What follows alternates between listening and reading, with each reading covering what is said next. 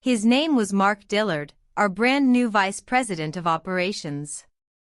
He'd been in that role for 11 days, long enough to start believing he understood how the company worked, and short enough to still be making rookie mistakes.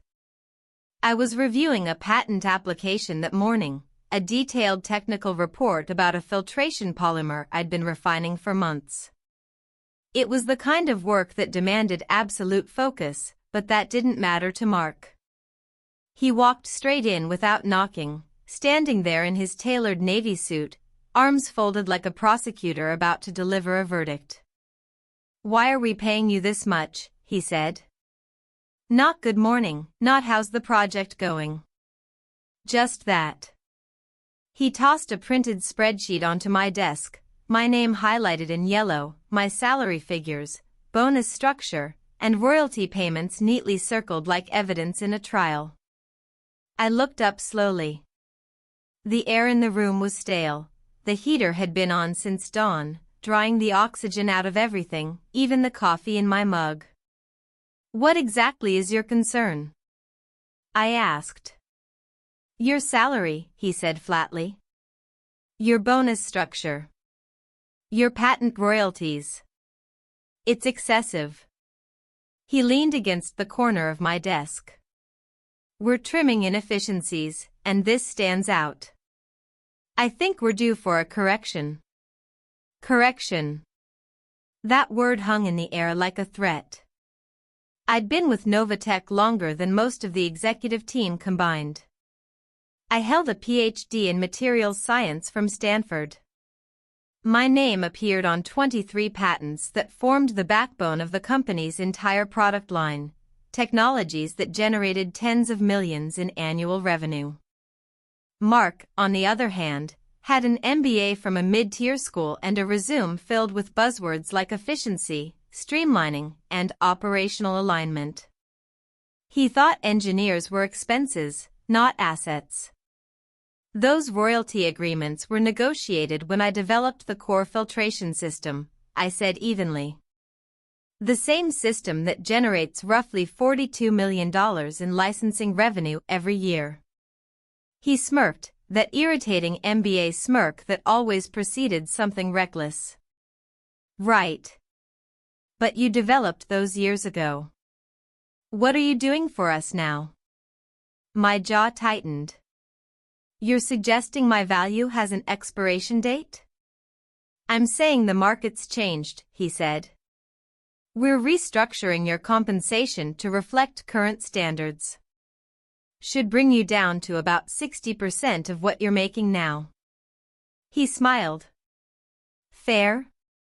I set my pen down. "I'd like to review this with legal before I agree to anything." "Legal reports to me now," he said, as though he'd planned this moment. "This has already been approved. Your new contract will be ready Thursday. Just business, Emma. Nothing personal." And then he left. I stared at the spreadsheet, feeling the kind of quiet fury that doesn't shake your hands, it stills them. I'd seen this before, years ago, when a previous executive had tried to treat innovation like a cost center. I had prepared for it. Inside my bottom drawer was a thick manila folder. I'd built it like an engineer builds insurance, precisely and methodically. Inside were my employment contracts, patent agreements, and a clause my attorney had fought to include back in 2011, when Novatech had been desperate to secure my membrane technology. Section 7, Subsection C, Change of Control and Compensation Protection. If my compensation was reduced by more than 15% without documented performance issues, I could trigger a buyout clause that required Novatech to purchase my patents at market valuation, calculated as 8 times the annual revenue they generated, with a minimum of $12 million. $42 million a year times 8. $336 million. The floor didn't matter. The clause was an atomic bomb disguised as fine print. At 11:12, I forwarded the relevant sections to my personal email. Then I called Nora Price, Novateka's general counsel. Nora had been there almost as long as I had. "Emma," she said when she picked up. "I was just about to call you. I assume this is about Mark's little compensation stunt." "I just found out," she said tightly. "He buried the memo in a batch of operational updates. I didn't see it until this morning." "Did you review my employment contract before he approved it?" Pause. Paper shuffling. Keyboard clicks. A long silence. Then, "Emma, is this clause still active?" "Unless something changed I wasn't told about." "He reduced you by 40%. That triggers a mandatory buyout. Based on last year's figures, your patents are valued at $333.6 million. "I know." "Does he?" "He didn't ask." Nora sighed. "Then don't sign anything. Don't talk to him. I'm calling the CEO." By afternoon, the announcement went out, a company-wide email from Mark about compensation restructuring and legacy cost optimization. Legacy costs. That's what people like him called experience, something to eliminate. At 2:15, I went to the cafeteria. Bought a sandwich I didn't eat. The cashier, Maria, asked if I was okay. I lied. By 3:03, Nora called back. "CEO wants to meet tomorrow morning. 8 sharp. Bring your contract." I asked if I needed an attorney. "That's your choice," she said, "but Emma, this is about to move very fast." That night, I spread the contract on my kitchen table. My cat, Newton, jumped up and sat on Section 7, his tail swiping the wine glass I hadn't touched. I stared at the numbers, the words, the leverage. $333 million. I could walk away and never look back. But walking away meant giving Novatech everything, the patents, the control, the mission. Those membranes weren't just intellectual property. They were saving lives. They filtered water in 40 countries, bringing clean water to villages that had never had it before. I couldn't let someone like Mark decide their future. I slept little. Newton, of course, slept fine. The next morning, the conference room held 6 people: Alan Reeves, our CEO, Nora, 2 finance officers, Mark, looking self-satisfied, and me. Alan started carefully. "Emma, thank you for coming. I understand there's been some confusion about your compensation." Mark cut in. "What confusion? We're just aligning pay structures.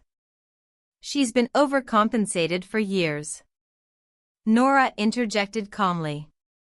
"Your reduction triggered Section 7, subsection C of her contract." Mark frowned. "What clause?" "The one from her original agreement," Nora said. "The one that protects her patents. Those patents account for 73% of our current product line." Mark rolled his eyes. "So we renegotiate." "We can't," one of the finance officers said. "The clause is binding.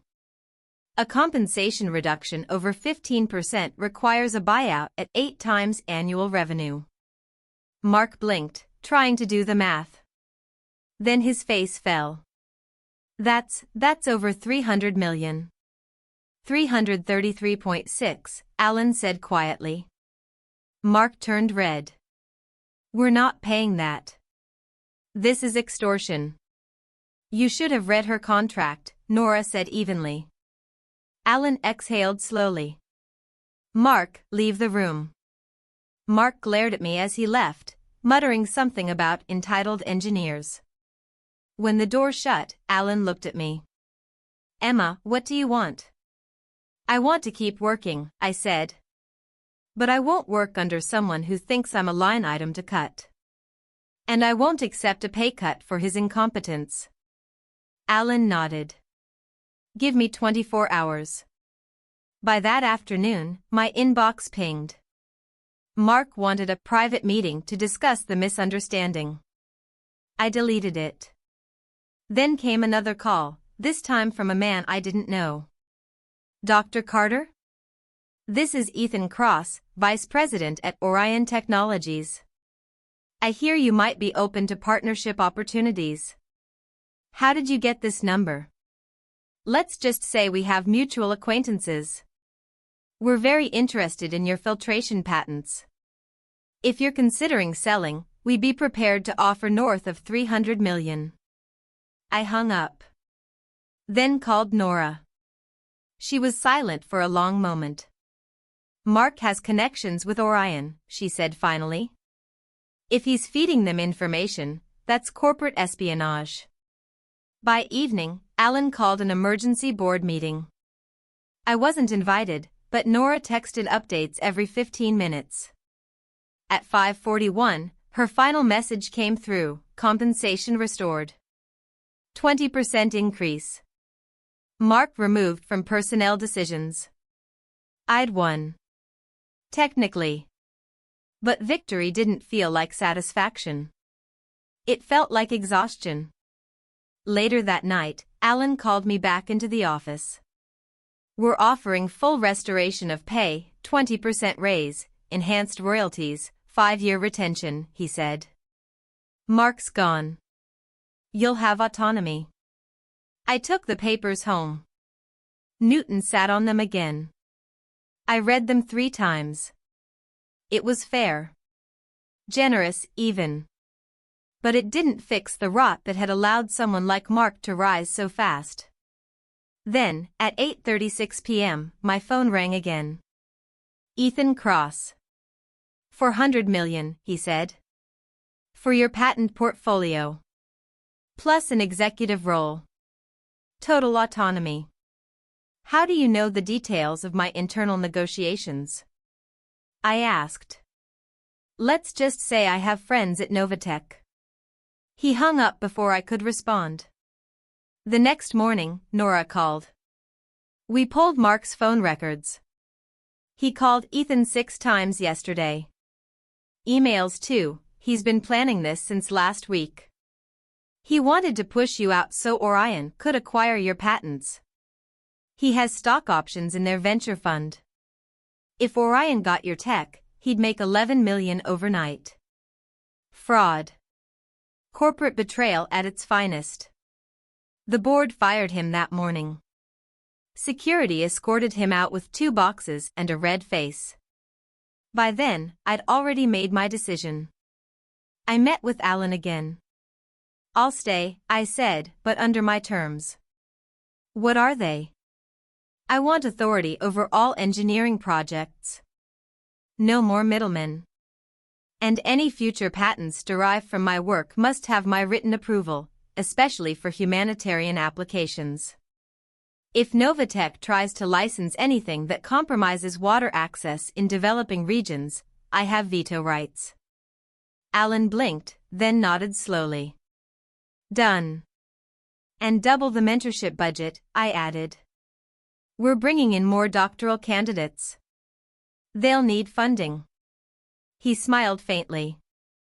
You drive a hard bargain. I build things that last, I said. We signed the new contract that afternoon. That evening, when I got home, Newton was waiting at the door. I fed him, poured a glass of wine, and finally ate dinner. Outside, the wind was sharp and the city lights shimmered against the glass. I thought about how close I'd come to walking away. I could have taken the money, $300 million, $400 million, and disappeared. But that would have meant surrendering what mattered most, control over my work, my mission, and the people who depended on it. By choosing to stay, I didn't just win a contract battle. I won the right to decide how my creation shaped the world.